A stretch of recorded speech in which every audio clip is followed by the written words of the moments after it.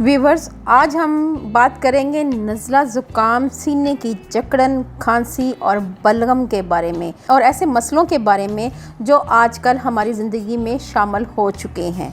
तो व्यूवर्स, आपने मेरी इस वीडियो को बहुत ध्यान से देखना और सुनना है ताकि इससे आप मुस्तफ़ीद हो सकें।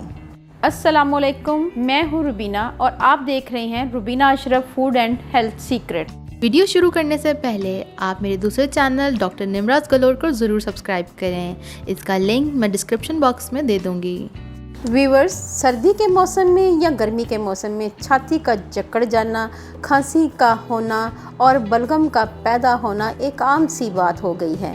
लेकिन आजकल की चिकनाई वाली ग़िज़ाओं और फ़ज़ा में आलूदगी की वजह से गर्मी में भी खांसी वगैरह हो जाना एक मामूली सी बात है और हम इससे निजात के लिए महंगी अद्वियात का सहारा लेते हैं। लेकिन आज हम आपको एक आसान और आजमूदा और घरेलू रेमेडी बताने जा रही हूँ।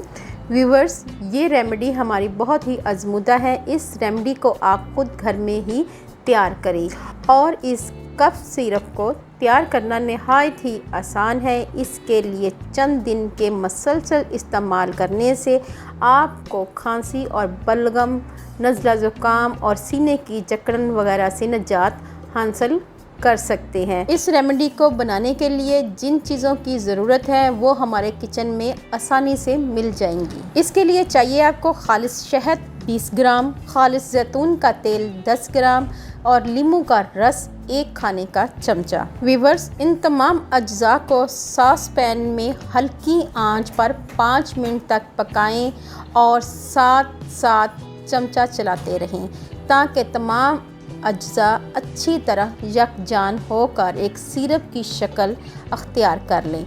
अब इसको किसी शीशे की बोतल में महफूज कर लें।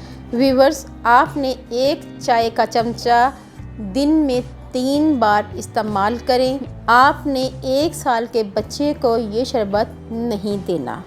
अगर आपको मेरी ये वीडियो अच्छी लगे तो मेरे चैनल को जल्दी से कर लें सब्सक्राइब और बेल आइकॉन को ज़रूर प्रेस करें ताकि लेटेस्ट नोटिफिकेशन आप तक पहुंच सके। अल्लाह पाक आपको सेहत तंदुरुस्ती वाली ज़िंदगी दे, आप पे रहमतें और बरकतें नाज़िल करें। अपना और अपने प्यारों का ख्याल रखें, दुआओं में मुझे याद रखें। अल्लाह हाफिज़।